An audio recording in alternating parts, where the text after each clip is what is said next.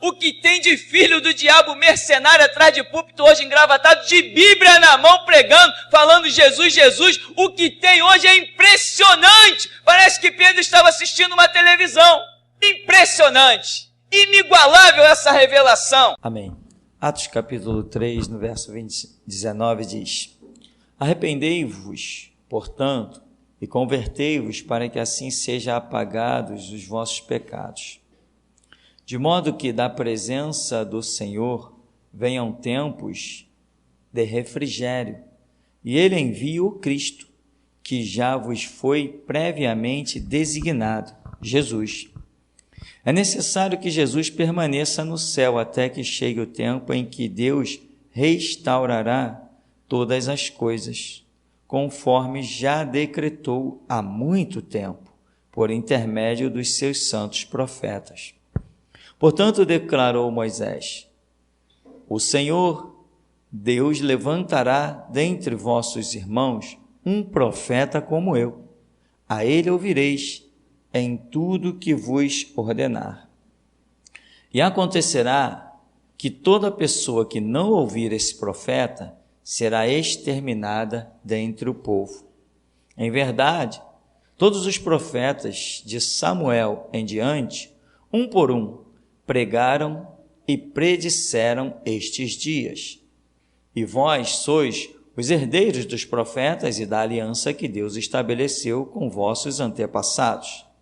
Ele declarou a Abraão: por meio da sua descendência, todos os povos da terra serão abençoados. Assim sendo, tendo Deus ressuscitado o seu servo, enviou-o primeiramente para vós, a fim de abençoar-vos, convertendo cada um de vós das vossas vidas pecaminosas. Amém, irmão? Podeis sentar. Eu acho interessante essa passagem bíblica, no verso aqui específico, que diz que restaurará todas as coisas, né? As outras versões dizem o tempo da restauração, dá no mesmo, com algumas palavrinhas a mais ou a menos, mas eu acho intrigante que esse cenário, ele esteja exatamente no capítulo 3 do livro de Atos, porque o livro de Atos tem uma particularidade sobre a terra, uma simbologia, esteja no capítulo 3, que para mim representa o terceiro milênio, e ainda no verso 21, que para mim representa o século 21, e fala justamente que é necessário que Jesus permaneça no céu até que o tempo em que Deus restaurará todas as coisas, conforme já decretou há muito tempo por intermédio de seus santos profetas. Isso aqui é uma passagem fantástica. No tempo em que Deus estava nos mostrando a sua vinda no século 21, alguns irmãos, se não me falha a memória, o irmão Afonso, o irmão Alessandro e alguns irmãos, não lembro exatamente quem foi o primeiro, mencionaram essa passagem bíblica. E, irmão, não é só uma questão de uma passagem bíblica, porque se você lê a Bíblia somente, ela não vai te salvar. Não é a Bíblia que vai te apresentar diante de Jesus. Quem vai te apresentar diante de Jesus? O Espírito Santo. Então, além da letra, existe algo mais. As pessoas não são salvas por lerem a Bíblia. As pessoas são salvas por receberem do Espírito Santo a revelação da Bíblia. Quando se lê a Bíblia, ela é apenas um livro. Apenas um livro. Joga no fogo, queima. Joga na água, estraga. Deixa lá num canto, empoeira. Despreza, fica desprezada. A Bíblia é livro. Então, quando você lê a Bíblia, ela é apenas um livro. Mas se o Espírito Santo intervier na sua leitura e te conceder a graça, aí ela deixa de ser um livro e passa a ser a gloriosíssima palavra de Deus. Então, a obra não está consumada no livro Bíblia. A obra está consumada pelaquilo que o livro Bíblia diz quando diz assim, quando o Senhor Jesus diz assim, nesse livro, né? Eu vou para o Pai, mas eu vos enviarei o Espírito Santo. Se ele disse que vai enviar o Espírito Santo, significa que só os pergaminhos não seriam o suficiente. Nos pergaminhos estão a verdade, mas ele ainda diz assim, e esse Espírito, né, o ajudador, o consolador, ele vos guiará em toda a verdade. A verdade está aqui, mas eu não consigo me guiar pela esta verdade bíblica se ele, o ajudador, não me ajudar. Então, é uma coisa séria, ter o ajudador, ele é terrível. Muita gente, Espírito Santo, forminha de pomba, e pensa que ele não tem chicote, pensa que ele não tem espada, pensa que ele não tem justiça, pensa que ele não tem retidão, não tem acepção de pessoas, né? Ele não tem, não achei a palavra contrária, tive que usar esse termo, ele não tem acepção de pessoas, né? Então, ele age de uma maneira tremenda, irmão. Espírito Santo, ele veio para guiar em toda a verdade e automaticamente justiça. Então, não fica achando que ele está sempre disposto a lutar contigo, lutar contigo, lutar contigo. Isso é papo furado, meu irmão. Esquece isso. O que diz lá em Gênesis, capítulo 6? Não contenderá o meu espírito para sempre com o homem. Não vai contender para sempre. Então ele exerce misericórdia até quando? Até a hora de exercer juízo. Amém? Cuidado com esse papo de Deus, é bom, o que é bom, meu irmão, é bombom, de chocolate, me amarro, pode botar, todo dia eu como, é uma delícia, se pintar na frente é bom, a vida toda é bom. Deus é bom enquanto você corresponde à bondade dele, porque aos que me desprezam, também vou desprezar. Bom, então, essa ação da palavra e do Espírito, né? Quando me apresentaram isso, eu falei, caramba! E alguém ainda disse assim, olha aqui no verso 21, e eu atentei para o capítulo 3, isso é muito fantástico. E aqui fala que é necessário que Jesus permaneça no céu até que chegue o tempo em que Deus restaurará todas as coisas. Os discípulos não entenderam a restauração de todas as coisas. Os discípulos não compreenderam o tempo da volta de Cristo. Estava muito longe para eles compreenderem também, e nós já temos aprendido que a palavra ela é revelada dentro de projetos de Deus, quando as dispensações específicas são necessárias que contenham tais e tais revelações. O que adiantava Adão entender o que nós entendemos hoje, irmão? Não adiantava nada. O que nós entendemos hoje era para esse tempo de tecnologia, para isso constar nos celulares, para isso constar lá armazenado na internet, constar nos tempos das gráficas, livros serem escritos. Era para isso, era esse tempo. Imagina Adão entendendo o que hoje nós entendemos. Porque Adão conversava com Deus na viração do dia. Mas se Adão aparecesse hoje aqui no nosso meio, ele teria que sentar no banquinho para ser o nosso aluno. Porque a dispensação hoje é nossa. Naquele tempo nós seríamos alunos de Adão. Nesse tempo, o aluno é nosso Adão. É nosso aluno. Adão é nosso aluno. Se pegasse Daniel naquele tempo, nós diríamos, sábio Daniel, ensina-nos. Mas nesse tempo daqui, se Daniel aparecesse, eu diria, Daniel, senta aí que eu vou te ensinar.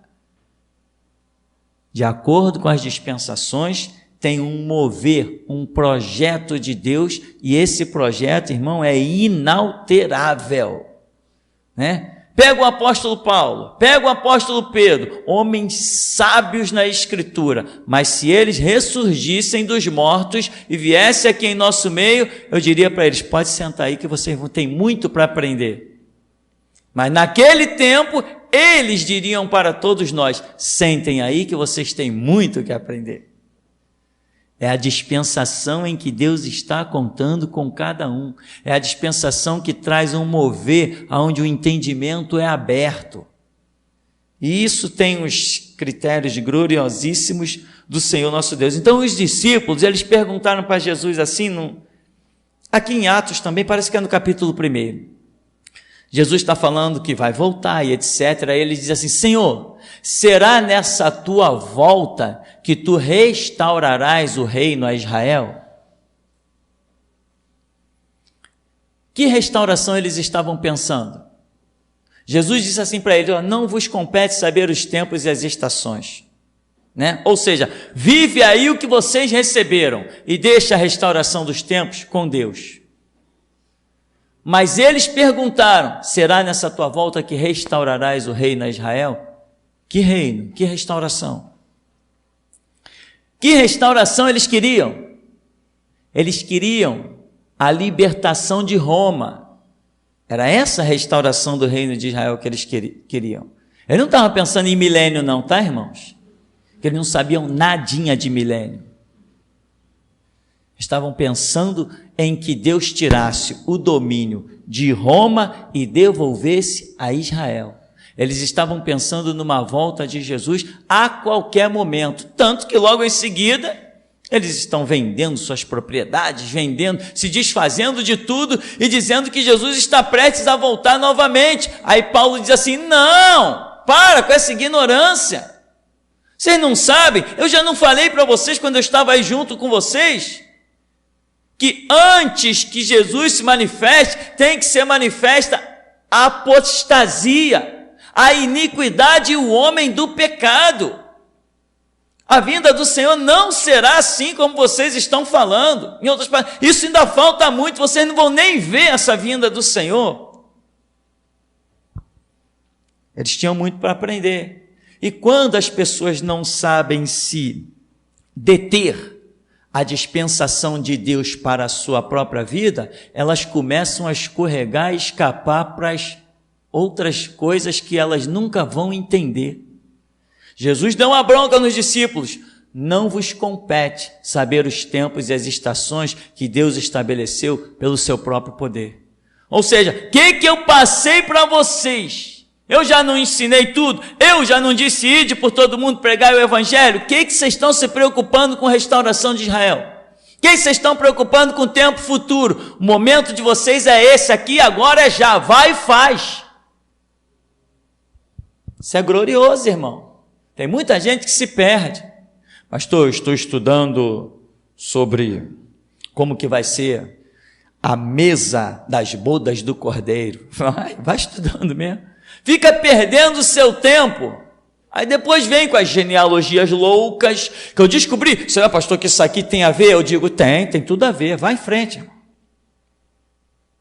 Tem nada a ver. O cara está na mais profunda treva e ignorância, mas todo dia do púlpito se fala uma coisa, mas o cara quer outro caminho, então segue seu caminho.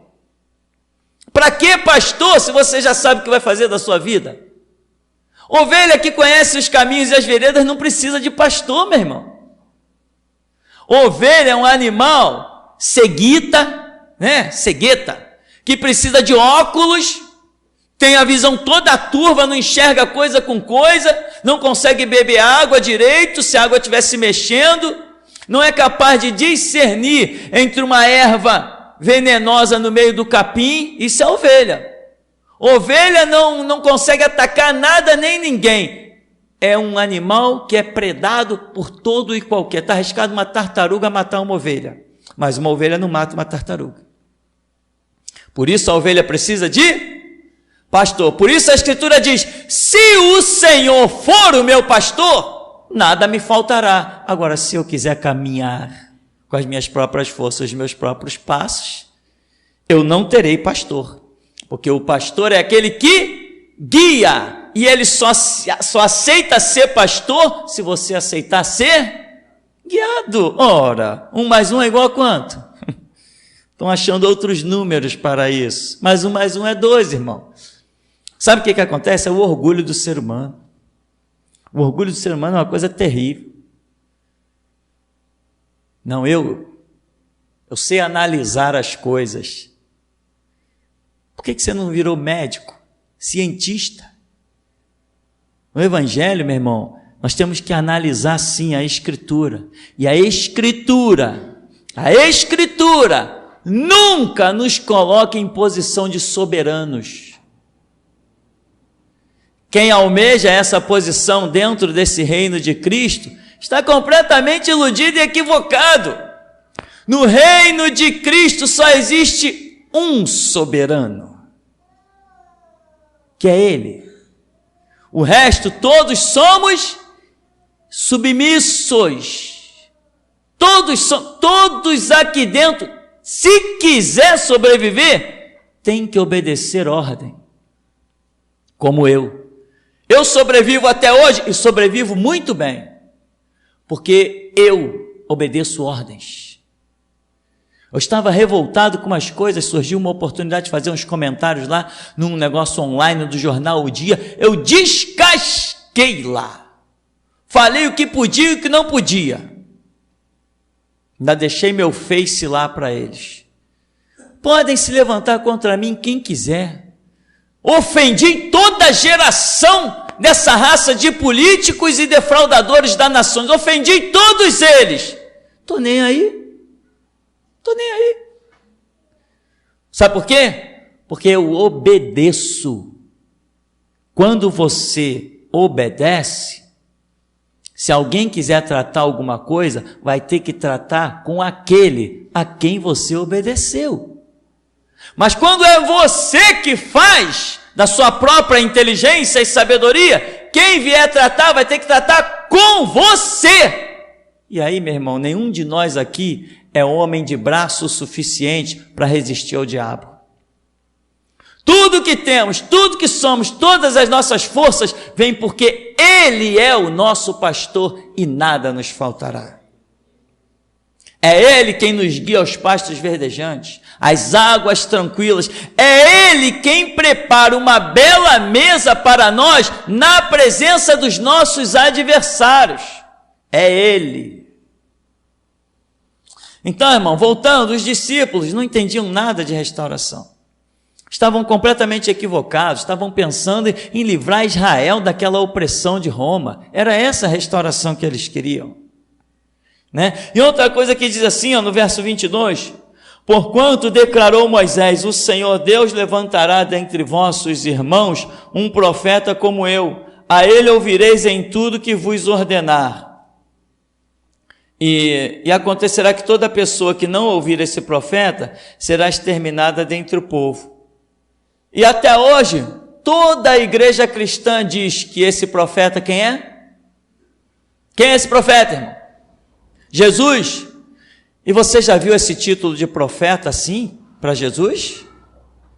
Jesus como um profeta? Jesus na Escritura ser tratado como um profeta para falar ao povo? Você já viu isso mesmo? Eu acho que isso não está falando de Jesus, não. Eu não acredito que seja Jesus, não. Já acreditei, mas agora já não acredito mais, não. O Senhor, assim como Moisés disse, Deus vai levantar um profeta igual a mim. Moisés disse que Deus iria levantar um profeta igual a ele, semelhante a ele. Se Moisés falou que ia levantar alguém semelhante a ele, irmão, pode ser que ele não estivesse falando do Filho de Deus, pode ser que ele estivesse falando de Deus levantar algum homem mesmo. E as coisas como vão sendo descritas, me custa ver Jesus, eu só consigo ver simples homens. E quem não ouvir será exterminado dentre o povo. Ora, quem não ouviu Jeremias, se deu mal. Quem não ouviu Ezequiel, se deu mal. Se Nínive não tivesse ouvido Jonas, teria se dado mal. Quem não ouviu Neemias, se deu mal. E tantos outros profetas, quem não ouviu cada um dos profetas não se deu mal, não foi exterminado. Foi exterminado. Porque não importa quem fala, importa de quem é a palavra. De quem é a palavra é que faz a diferença, e não apenas quem está falando. Pode ser uma mula, pode ser um corvo, pode ser até um cão falando. A diferença está de a quem pertence a palavra, e não de quem é a voz.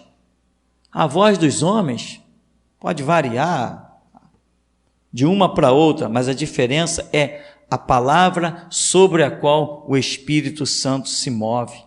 Isso é que faz a diferença. Irmão, então aqui diz, é necessário, no verso 21, que permaneça até que chegue o tempo da restauração, de restaurar todas as coisas. Essa expressão, restaurará todas as coisas, não está com João Batista, como ele disse, o enunciado do profeta Isaías. Lá em Isaías, fala de restauração, mas não fala de uma restauração de todas as coisas.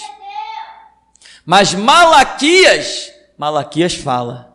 Malaquias usa essa expressão, a mesma expressão de restauração de todas as coisas, que depois é sucedida da vinda de Cristo. Aqui eles usam também, olha, está escrito, é necessário que permaneça até o tempo da restauração de todas as coisas, conforme decretou há muito tempo por intermédio de seus santos profetas.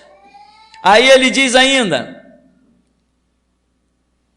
no verso 24, em verdade todos os profetas de Samuel em diante, um por um, pregaram e predisseram estes dias, e vós sois os herdeiros dos profetas. Então veja,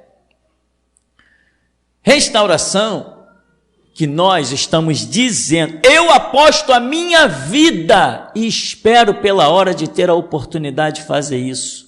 Seja diante de uma faca, de um revólver, diante do diabo, diante de quem for, eu aposto a minha vida. Jesus Cristo volta agora, no século 21. Essa é a minha fé, essa é a minha convicção. Ninguém até agora conseguiu me provar o contrário, e quando alguém pensa que vai provar, eu já começo a rir.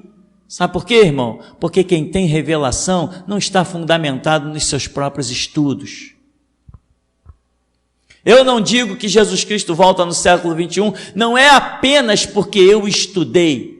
Não, muita gente está estudando e não recebeu isso. Eu recebi isso direto do Senhor, no mover do seu Espírito, que é inconfundível. Jesus Cristo volta agora, no século 21. Antes de 2099, Jesus Cristo pisará sobre essa terra. Antes, você sabe, vai acontecer arrebatamento da igreja, grito da meia-noite, surgimento do reinado do anticristo, martírios, tudo aquilo. E Jesus pisará então no Monte das Oliveiras, neste século 21. E isso não é apenas fruto de estudo, porque se fosse apenas fruto de estudo, eu não seria capaz ainda de apostar a minha vida, porque seria apenas um entendimento da minha cabeça, e quando nós apenas entendemos coisas na nossa mente, no nosso cérebro, isso não nos dá uma tamanha convicção ao ponto de apostar a vida.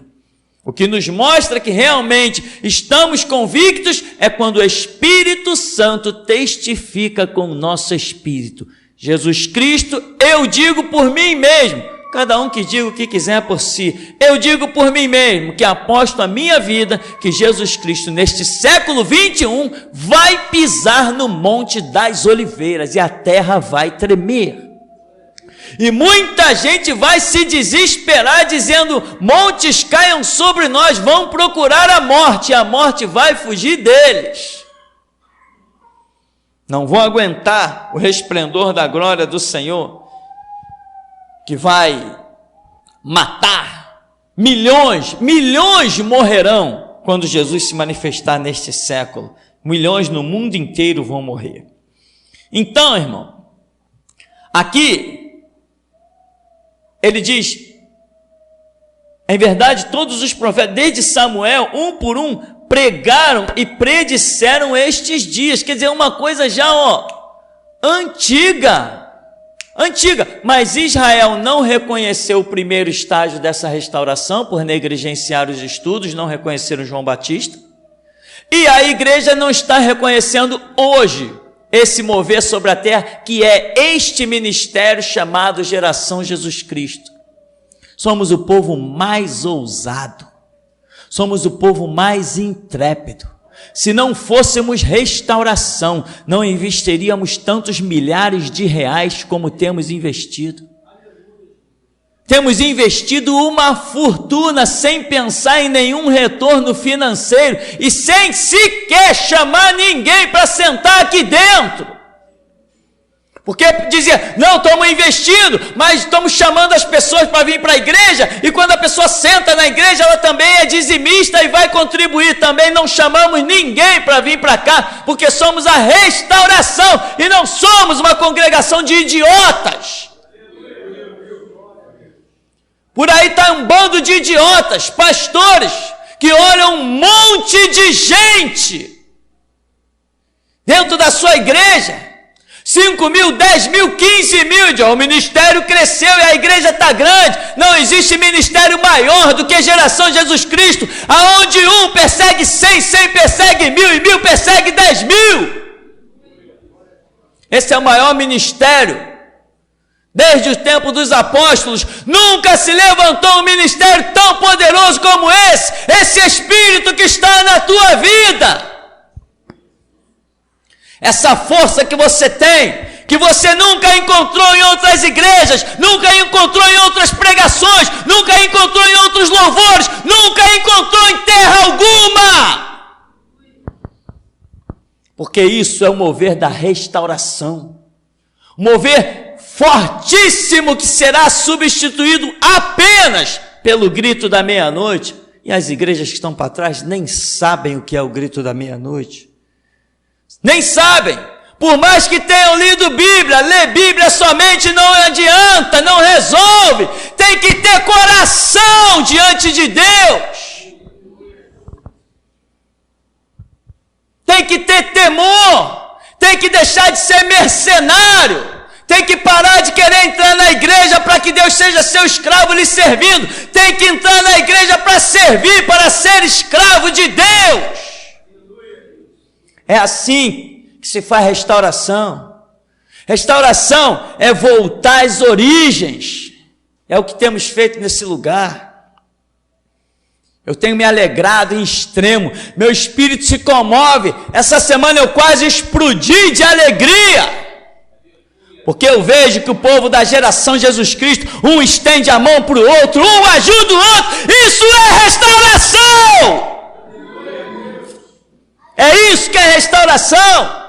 Não é esse bando de palhaço que tem por aí, que entram para dentro das igrejas com uma vida completamente individualizada. Estão nem aí se o seu irmão está morrendo da fome. Estão nem aí se tem alguém em dificuldade. Eu congreguei em igrejas assim.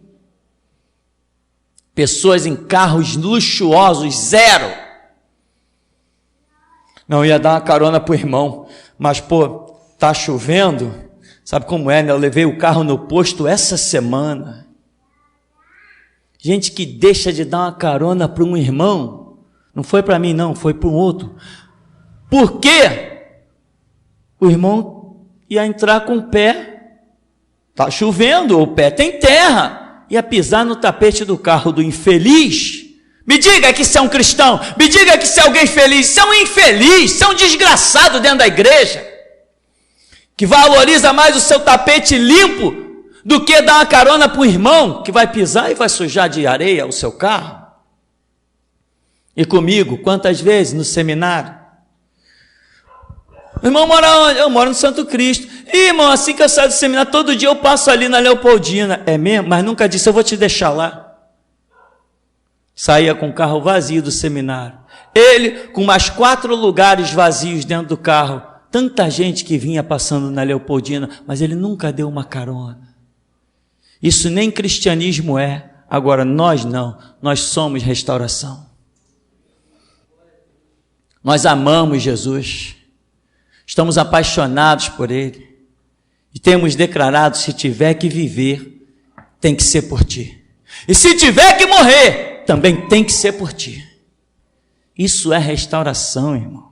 Entende? Esse é o tempo glorioso de você ver, meu irmão, que ninguém aí para trás viu. E de colher o que ninguém para frente colherá. Certa vez nesse ministério o Senhor falou assim comigo: olha, eu tenho uma coroa para você. No começo do ministério, Deus falava coisas que eu não tinha condição de entender. E Ele falou, eu tenho uma coroa para você. E a coroa que eu tenho para você é muito tremenda. E muitos desejarão uma coroa que nem a tua, mas não vão conseguir.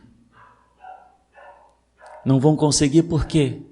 Porque não tem o mesmo esforço, não tem a mesma vontade, não tem o mesmo empenho, não tem as mesmas renúncias, não estão dispostos ao mesmo sacrifício, ao mesmo sofrimento. Mas a coroa está lá para todos. Porém, muitos vão ver você consegui-la e vão desejar, mas não vão conseguir. Irmão, chora, se tiver que chorar, lamenta, sofre. Quando todas as primeiras coisas forem passadas, nós cantaremos lá no céu, valeu a pena, e eu faria tudo de novo por ti, Senhor. Isso é restauração, um povo disposto a dar e não a receber, isso é restauração. Somos restauração. Entende, irmão? Outro dia eu escrevia, em algum lugar, tinha uma conversa com alguém, e eu escrevia falando o seguinte, muita gente pensa que nós somos divididos e que estamos em brigas e intrigas. Pode até ser que exista uma briga, uma intriga e a outra, mas a hora que alguém se meter com algum de nós, vai descobrir que nós somos mais unidos do que o que parece. Isso é restauração, é um por todos e todos por um. Estamos no mesmo barco, se um vai morrer todo mundo, porque temos a mesma coroa para conquistar, temos o mesmo Deus para adorar, temos o mesmo Espírito que clama, Abba, Pai, Maranata, hora vem, Senhor Jesus. Participamos do mesmo Espírito, do mesmo reino, do mesmo sangue, da mesma glória, somos batizados no mesmo sangue. Então, meu irmão, isto é restauração. Não é se perder com essas doutrininhas besta, não. Irmão, dá o testemunho. Porque eu conquistei, eu vi esses dias eu acordei mal-humorado, eu quis me torturar. Aí liguei a televisão. Aí tinha lá uma hipócrita dando testemunho. Não, porque eu entrei na igreja há 4 meses. Eu entrei como mendigo, eu morava debaixo do viaduto. Agora, depois de 4 meses, olha só, se o Ministério Público não deveria jogar essa raça toda no fundo de um navio, sem ver a luz do sol, porque as cadeias comuns nem... Depois de 4 meses, eu tenho 5 carros, eu tenho 5 propriedades na região dos lagos, eu tenho não sei o que, eu tenho uma empresa, eu tenho... Caramba, que isso? Eu acho que eles estão falando de algum outro Deus, que é bem mais poderoso que o nosso, pelo jeito. 4 meses, morava embaixo do viaduto, agora é dona do mundo, 1000 conquistas. Isso, meu irmão, não é nada, isso é hipocrisia, descaramento, mentira, isso é culto ao diabo, que acontece nesses templos de Satanás chamado universal, mundial, internacional da graça. Aqueles homens, eles servem a Satanás, e o dia que eles tiverem coragem, eles farão um desafio perante mim, e só um de nós ficará em pé. Eles servem ao diabo, eu sirvo ao Deus vivo. Eles servem ao diabo, e quem entra na universal para dar dízimo, para contribuir, está contribuindo para a obra de Satanás. Por isso que de vez em quando alguém me liga, pastor, eu dei tudo de dentro de casa, e agora o que eu faço? Eu tenho um monte de envelope de voto, taca fogo, joga no lixo, e o que eu vou fazer? Eu dei tudo, e agora a minha vida recomeça do zero. Pelo menos agora você tem a chance de saber que foi enganada, e não volta a essas águas amargosas, sujas, podres de universal, mundial, internacional da graça. Deus é amor. Assembleia de Deus. Aleluia, Deus. Templo de Satanás, as Assembleias de Deus. Aleluia, Deus. são os que apoiam Eduardo Cunha, são os que apoiam Eduardo Paz, são os que apoiam Sérgio Cabral. Templo de Satanás são as Assembleias de Deus. Puro e santo é esse púlpito aqui que você nunca viu um político descarado sentado aqui atrás. Isso é restauração. Somos o único povo a pregar restauração. E aqui estou eu na Escritura. Quem não der ouvidos a nós, ao nosso ministério, será eliminado. Será extirpado, será completamente escorraçado.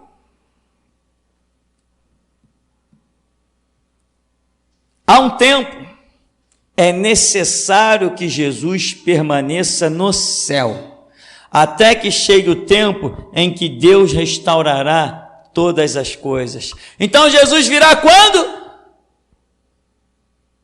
Jesus não vem restaurar todas as coisas. Aleluia, aleluia. Então desperta. O que você está fazendo de braços cruzados? Levanta, já vem a tua luz, a glória do Senhor vai nascendo sobre ti. O Espírito tem ciúme de você, o Espírito está ansioso para te levantar, porque ele precisa de alguém que restaure tudo, para que o Senhor desça e faça justiça. Jesus não vem restaurar nada. Aqui a Escritura diz que é necessário que Jesus permaneça no céu, até que chegue o tempo em que Deus restaurará todas as coisas, conforme já decretou há muito tempo por intermédio de seus profetas. Irmão, restauração é para nós. João Batista pregou o quê? Restauração. Quando Jesus veio, Jesus restaurou? Quem deu ouvidos a João Batista se deu bem, não foi? E quem não deu ouvidos a João Batista? Se ferrou. Porque Jesus falou assim: vocês não creram em João, também não tem condição de crer em mim. Várias passagens Jesus joga na cara dele: vocês não creram em João, agora estão lá, não, tu tens demônio, tu isso, tu aquilo. Se tivessem acreditado na restauração de João Batista, não teriam chamado filho de Deus de endemoniado. Nós somos restauradores, o ministério da restauração foi entregue a nós. Nós temos que fazer a obra, nós vamos restaurar, irmão, e vai ser chicote. Olha, a coisa vai ficar estreita, hein? Está subindo uma ira dentro de mim, uma ira de falar, uma ira que me leva a uma vontade de falar certas verdades, que vai ter pessoas que vão ver o vídeo e vão dizer assim: não, esse não é meu pastor não, esse cara está irreconhecível. Que vocabulário é esse? Esse aí é o meu pastor? Não, eu não estou entendendo nada. É bom começar a entender desde já, irmão, porque o zelo da tua casa me devorará. O zelo da verdade, a fome e sede de justiça é um negócio impressionante, meu irmão. Você fica fora de si, você entra em êxtase. Você não consegue fazer a justiça com as tuas próprias mãos. Você usa aquilo que Deus te der e vai e faz. E tem uma coisa que Ele nos deu poderosa, se chama a palavra e o Espírito. É melhor do que a força dos nossos braços.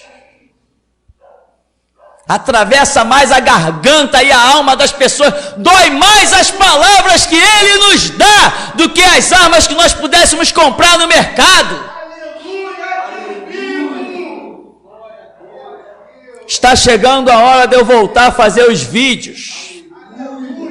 Está voltando a hora de voltar a descascar, arrebentar. E agora é um ótimo tempo. As redes sociais agora estão uma beleza. Os caminhos para publicar os vídeos estão uma beleza. E o número de obreiros da geração Jesus Cristo já se multiplicou. Está tremendo.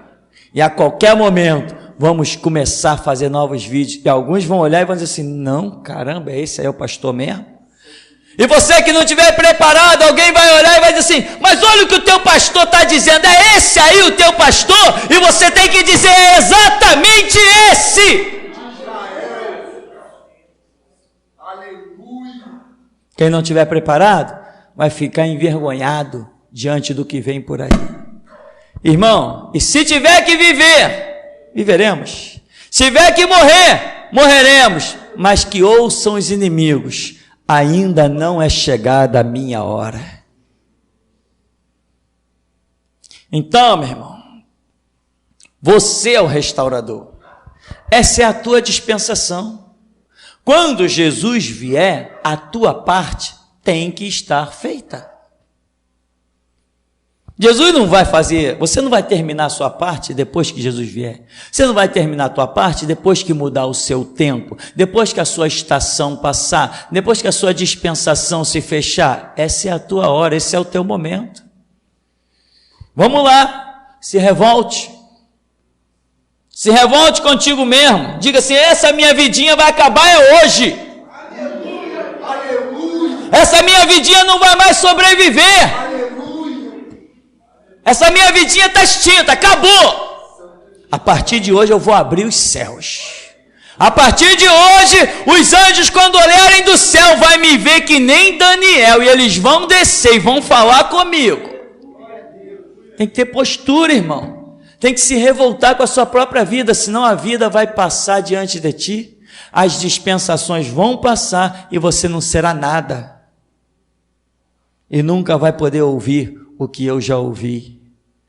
Você é um homem muito amado. Eu falei, ué, mas isso foi dito para Daniel e para você também. Mas isso foi dito para Daniel e para você também. Você é um homem muito amado. Decantos, demais. Você é um homem muito amado, meu irmão. Jesus morreu por ti, te deu o Espírito, te deu a palavra, te trouxe num lugar onde Ele é Senhor. Te amou muito. Não fica perdendo teu tempo não, meu irmão. Cuidado, não tem que trabalhar mais para homens do que para Deus, não. Deus é em primeiro lugar. E ele diz, digno é o obreiro do seu salário. Vai, irmão, vai para o joelho. Paga o preço. Descobre os caminhos que o Senhor traçou para a sua vida. Amém? Até aqui, irmão, nos tem ajudado, Senhor.